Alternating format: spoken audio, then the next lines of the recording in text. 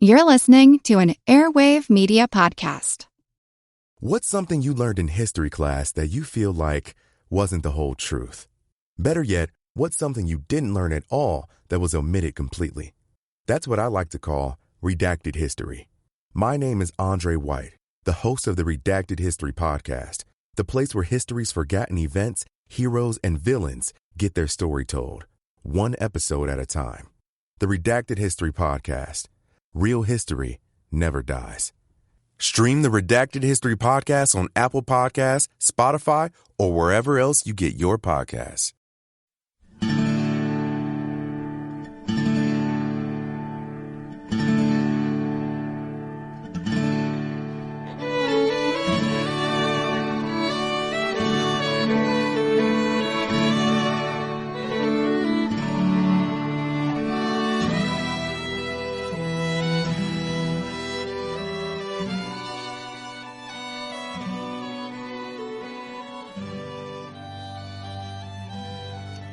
Hey everyone, thanks for tuning in to the 270th episode of our Civil War podcast.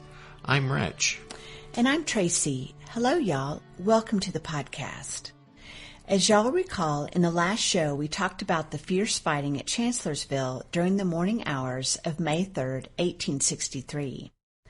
By 10 a.m., in some of the bloodiest combat of the entire war, the Confederates had managed to seize control of Hazel Grove, Fairview, and the Chancellorsville crossroads.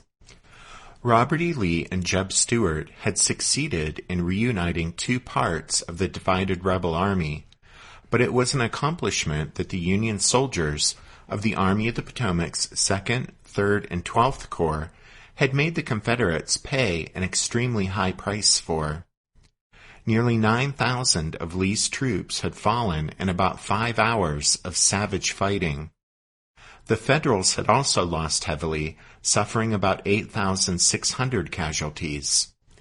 Many people consider 10 a.m. on the morning of Sunday, May 3rd, 1863, to be the pinnacle of Robert E. Lee's wartime career.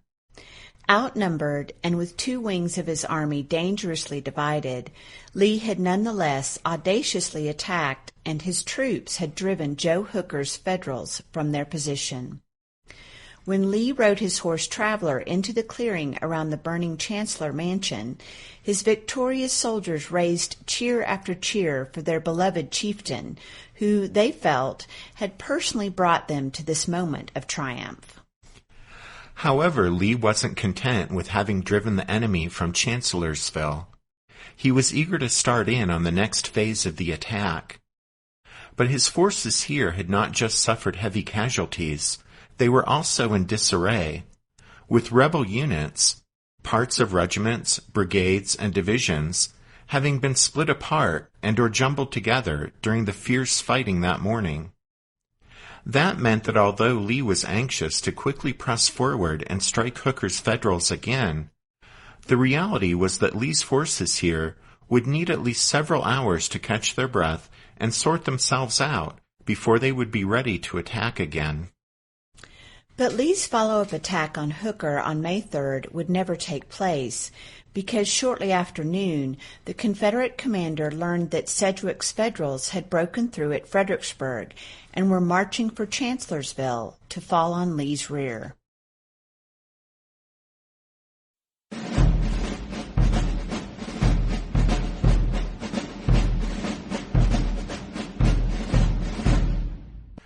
As you guys will recall, Major General John Sedgwick commanded the left wing of the Army of the Potomac.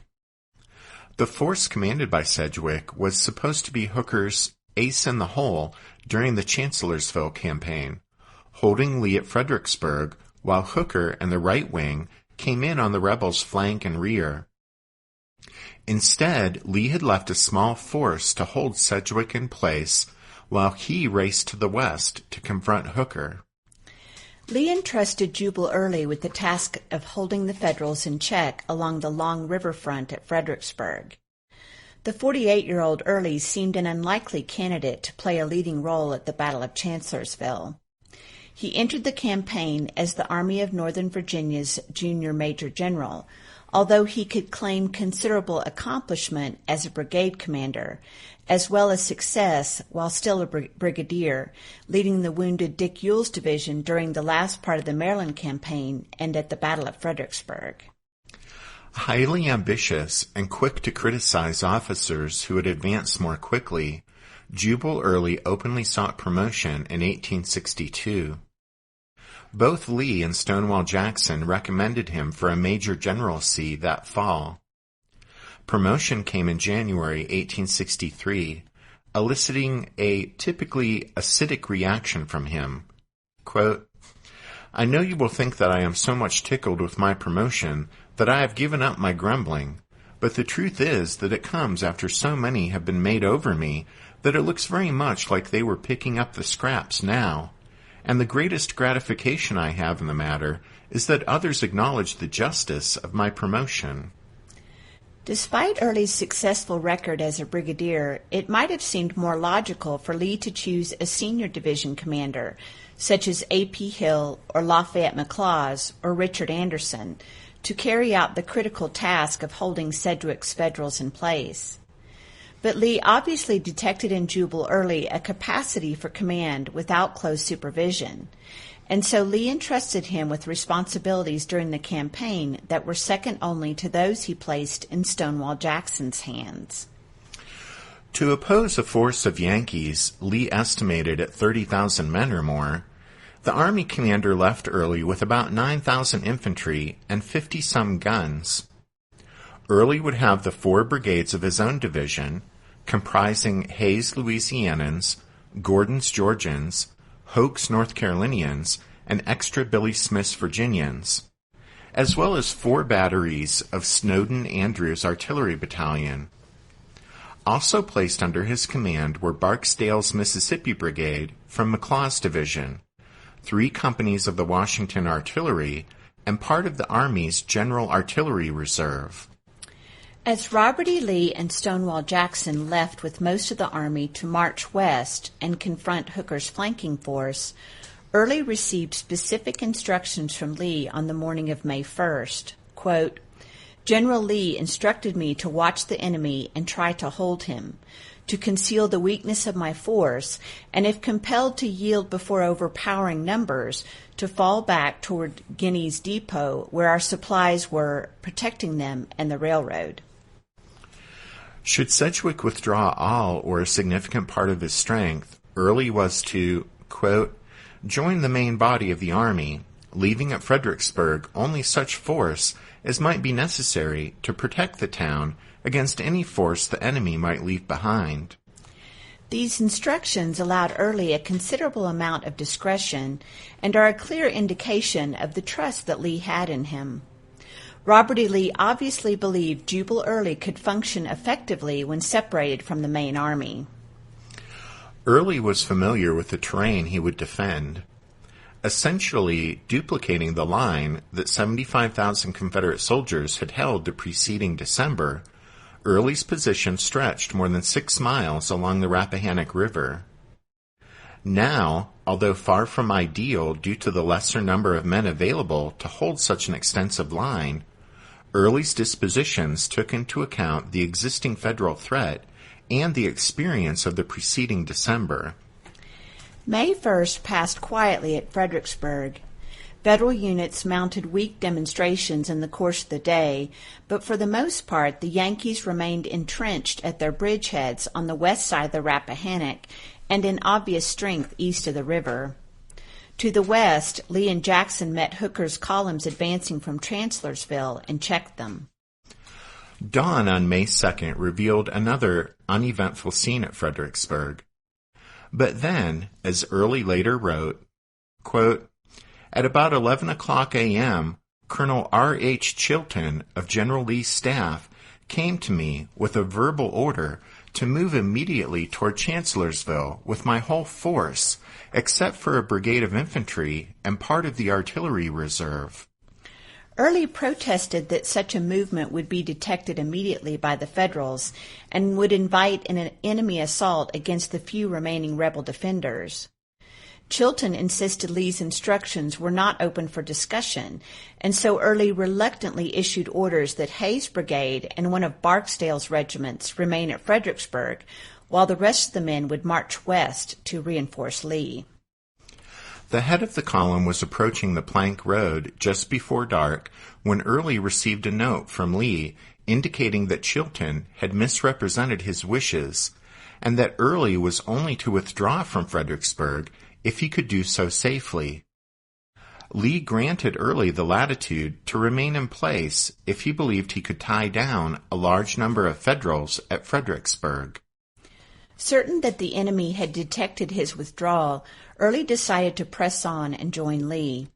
His lead units had progressed about a mile west on the plank road when a courier from Barksdale brought word the Federals had advanced in force against Hayes and the artillery. Barksdale had already turned back, as had John B. Gordon, who offered to assist Barksdale even without orders from Early. Well, a divided command would accomplish little, so Early, quote, determined to return at once to my former position, end quote. And he sent a messenger to Lee informing the army commander of his decision. The news that Sedgwick had advanced in force turned out to be not true, and so Early said that at the conclusion of the stressful countermarch, his men, quote, regained our former lines without trouble about 10 or 11 o'clock at night.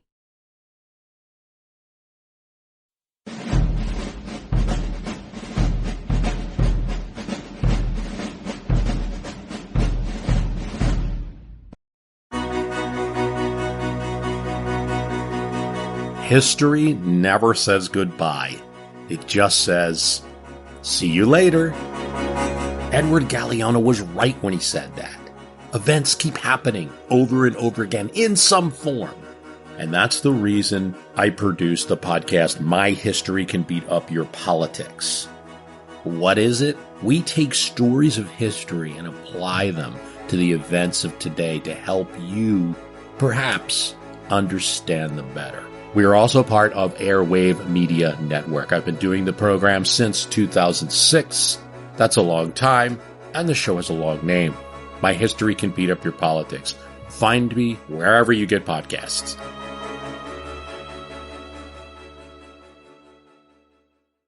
Did archaeologists discover Noah's Ark? Is the rapture coming as soon as the Euphrates River dries up? Does the Bible condemn abortion? Don't you wish you had a trustworthy academic resource to help make sense of all of this? Well, I'm Dan Beecher, and he's award-winning Bible scholar and TikTok sensation Dr. Dan McClellan, and we want to invite you to the Data Over Dogma podcast, where our mission is to increase public access to the academic study of the Bible and religion, and also to combat the spread of misinformation about the same. But, you know, in a fun way. Every week we tackle fascinating topics. We go back to source materials in their original languages. And we interview top scholars in the field. So whether you're a devout believer, or you're just interested in a clear-eyed, deeply informed look at one of the most influential books of all time, we think you're going to love the Data Over Dogma podcast. Wherever you subscribe to awesome shows. Jubal Early later said that on May 2nd, Sedgwick, quote, might have smashed everything to pieces, but for his excessive caution, end quote. Sharing center stage with Jubal Early in the drama about to unfold at Fredericksburg, 50-year-old John Sedgwick was a Connecticut native and a thorough soldier. A graduate of West Point in the class of 1837, Sedgwick was serving with Robert E. Lee in the 2nd United States Cavalry Regiment when, in 1861, the Civil War caused the two men to pursue different paths. While Lee catapulted to command of the Army of Northern Virginia, Sedgwick steadily made his way up the Union chain of command to become a leading officer in the Army of the Potomac. Chancellorsville was his first battle in command at corps level, leading the 6th Corps, the largest in the Army. He was well liked by his peers and popular with the men of his command, who affectionately called him Uncle John. Sedgwick was a steady figure in the Army of the Potomac's uneven array of generals. He wasn't one to make mistakes, but neither was he particularly creative or aggressive. He was dependable, but hardly dynamic. Joe Hooker wasn't unduly concerned by Sedgwick's shortcomings because he envisioned a largely static role for the commander of his left wing.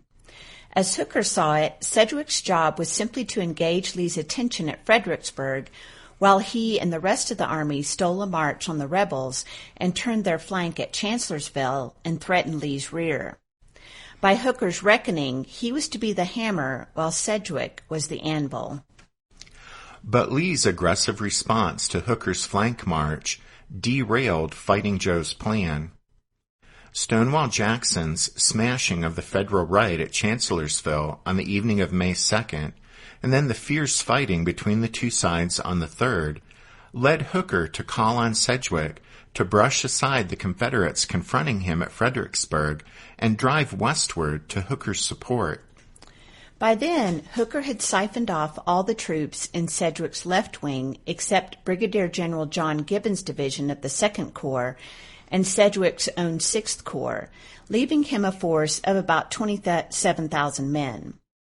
As we've said previously, Hooker's plan for May 3rd was to stand fast at Chancellorsville with his 70-plus thousand men, while Sedgwick came to his rescue with his 27,000. According to Hooker's new plan, their roles would be reversed, as he would become the anvil and Sedgwick the hammer. It was a role for which the 6th Corps commander was ill-suited, but Sedgwick dutifully attempted to comply with his superior's wishes. Unfortunately, communication between the two wings had been sorely inadequate. Hooker had planned on using battlefield telegraph service to bridge the distance between himself and Sedgwick, but from the outset this system failed. Weak signals and damaged lines hampered transmissions, and if messages arrived at all, they arrived hours late. Confronted with a flurry of outdated and sometimes confusing orders, Sedgwick became cautious. When the Confederate troops in front of him mistakenly evacuated Marye's Heights on May 2nd, Sedgwick failed to take advantage of their blunder and seize control of the high ground. It was one of the great missed opportunities of the campaign for the Federals, and things only got worse from there. When Hooker, on the evening of May 2nd, in the wake of Stonewall Jackson's flank attack, called on Sedgwick to act immediately, Sedgwick didn't receive the orders until shortly after 10 p.m. because of the ongoing troubles with the telegraph. Hooker wanted Sedgwick to take Marye's Heights, brush aside any resistance he might encounter, and press on to Chancellorsville, attacking the rear of Lee's army early on May 3rd. To comply with this order, Sedgwick would have to clear Fredericksburg of enemy troops, carry an extremely strong position at Marye's Heights, and march the 10 or so miles toward Chancellorsville, all in about 8 hours' time, most of it in darkness. The assignment was clearly impossible, but Sedgwick did his best to comply. About midnight, he began moving north from his bridgehead below Fredericksburg in an effort to flush Confederate troops from the town. It was slow going. Darkness hampered the movement, as did stubborn enemy resistance. Nevertheless, by early morning, the Yankees were in possession of Fredericksburg. Beyond the town, though, was Marye's Heights, where so many thousands of Federal soldiers had come to grief during the December battle here.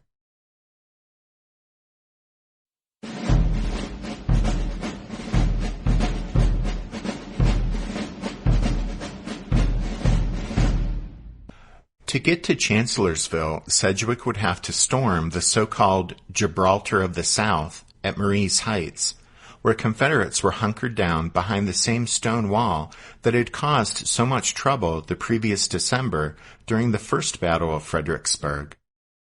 Once through the rebel defenses here, though, Sedgwick would be able to move straight up the Orange Turnpike and fall upon Lee's army from the rear. As we said just a minute ago, Sedgwick was to do all of this before dawn on May 3rd, but at sunrise, instead of being in a position to help Hooker, Sedgwick was stalled at Fredericksburg. A preliminary assault confirmed what every Federal soldier here knew all too well, that the heights would be a tough nut to crack. After that preliminary probe was repulsed, Sedgwick next attacked the flanks of the Confederate position, but was stopped cold. The failure of these Federal moves left hundreds of Union dead and wounded littering the ground in front of Marye's Heights. A truce to allow the Federals to remove their casualties was granted by Colonel Thomas Griffin, who commanded the 18th Mississippi, which was posted behind the stone wall. As the Yankees removed their casualties, though, they got a closer look at the enemy defenses and realized the Confederates didn't actually hold the stone wall in any great strength, a fact that was duly passed on to Sedgwick. Having failed to turn Early's flanks, Sedgwick reasoned that the only thing he could do was attack the stone wall across the same open ground just outside of town where Ambrose Burnside had met his ruin the previous December. It was a gamble, but Sedgwick believed that if his men kept the Confederate troops on either flank locked into their positions, then the rebels defending the wall wouldn't be reinforced. Furthermore, if the Federal attackers didn't stop to fire their weapons or reload, but simply fixed bayonets and charged the rebel position, they could, in theory, simply overwhelm the defenders. Sedgwick's attacking force was composed of 3 columns, each directed to hit the rebel line from a different point. Just past 10 a.m., about the same time Lee's victorious troops in the Chancellorsville clearing were cheering their chief, the Federals' right attack column advanced out of Fredericksburg toward the heights to their front. Just after the men of the 61st Pennsylvania had crossed a small bridge over a canal, rebel guns opened up on them, checking the advance. Soon after the right column began its advance, the center column made for the stone wall. In line with their advance was a depression in the ground that sheltered the Federal soldiers until they got within rifle range of the rebel infantry behind the wall. The Yankees, quote, seemed to rise out of the earth, according to a Confederate officer who watched the action from the heights. As the Federal attackers came into view, the troops of the 18th Mississippi, together with 3 companies from the 21st Mississippi, opened fire, staggering the vanguard of the center column and bringing it to a halt. Before the left-hand column was launched against the rebel position, Colonel Thomas Allen of the 5th Wisconsin addressed his men who were to lead the attack here. Allen told them, "Boys, you see those heights. You have got to take them. You think you cannot do it, but you can and you will. When the signal 'forward' is given, you will start at double quick. You will not fire a gun, and you will not stop until you get the order to halt. You will never get that order."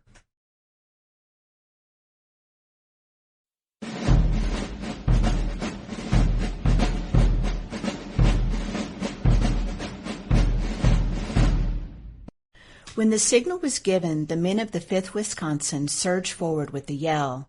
The southernmost elements of the 18th Mississippi behind the stone wall and those of the 21st Mississippi above them on the high ground were hard-pressed to deal with the combined pressure of the Federal attack columns. 10 Union regiments pressed relentlessly forward against the 2 Confederate regiments and the 8 guns supporting them. The pressure proved too much. The Federals' left-hand column was getting closer to the wall, which was ablaze with smoke and flame from the rebel musket fire. Suddenly, the Confederate fire slackened considerably as many of the defenders broke for the heights to their rear. The Yankees poured over the stone wall and engaged in vicious close quarters, hand-to-hand combat with the remaining defenders. In just a matter of moments, the 18th Mississippi's Colonel Griffin and 226 of his surviving troops surrendered. The Federal troops continued their push up Marye's Heights in the face of Confederate musket and cannon fire. The Yankees were not to be denied, though, and it wasn't long before those rebel troops, not killed, captured, or wounded, were retreating southward. The Second Battle of Fredericksburg, fought over precisely the same ground as the previous encounter, was a Union victory. The Confederates defending Marye's Heights lost about 475 men, while the Federals lost around 1,100 men in the assault, which lasted roughly 15 minutes. Robert E. Lee's original instructions to Jubal Early, in case of a Federal breakthrough, had been to fall back south along the Telegraph Road and to guard the rail lines south of Fredericksburg. And so Early moved his men 2 miles in that direction upon hearing that Sedgwick had overrun Marye's Heights. He deployed his troops in a line near a crossroads at the Cox House and then rode out to see what the Federals were up to. He observed Sedgwick's columns moving slowly on the Orange Plank Road toward Chancellorsville. Sedgwick had halted for a few hours after taking the Heights before resuming his advance. He did this in order to bring up Brooks' division from its position below Fredericksburg. Sedgwick anticipated hard fighting before day's end, and he wanted fresh troops to lead his advance to Chancellorsville. While Brooks was moving up, John Gibbon's 2 brigades of the 2nd Corps were given orders to stay behind at Fredericksburg, since Sedgwick knew that Early's Confederates were still somewhere off to his immediate south. With Gibbon staying behind to protect Fredericksburg, that meant Sedgwick would have about 23,000 men with whom to march west toward Chancellorsville and fall upon Lee's rear. Meanwhile, at Chancellorsville, shortly after noon, Robert E. Lee received word of Sedgwick's breakthrough. He had planned for the brigades of Lafayette McLaws and Little Billy Mahone to lead the renewed attack on Hooker. Instead, Lee sent them marching east to confront Sedgwick. In the next show, we'll see how the Confederates stopped Sedgwick's advance at Salem Church on May 3rd. And then on May 4th, while Hooker remains strangely inactive, Lee, still determined to strike the enemy a telling blow, masses troops just to the east of Chancellorsville and attempts to coordinate an attack that will destroy Sedgwick's isolated force.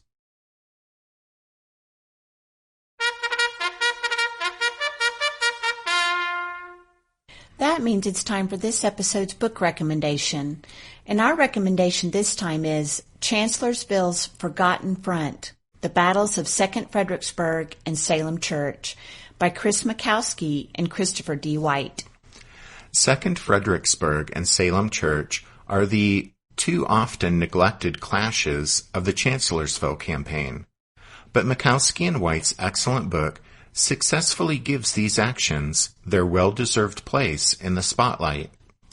Don't forget you can find all of our book recommendations at the podcast website, which is www.civilwarpodcast.org. As we wrap up this episode, we want to thank the newest members of the Strawfoot Brigade, Odysseus, Robert, and Jennifer, Dakota, Nick, and David, Eric, Anthony, and Mike, and Jay and Sandra. We also want to give a shout-out to Lung Wen, Beth and Kevin, and Christopher for their donations. Thanks for listening to this episode of The Civil War, 1861 to 1865, a history podcast. Rich and I do hope you'll join us next time as we continue with the story of the Battle of Chancellorsville. But until then, take care. Thanks, everyone. Bye.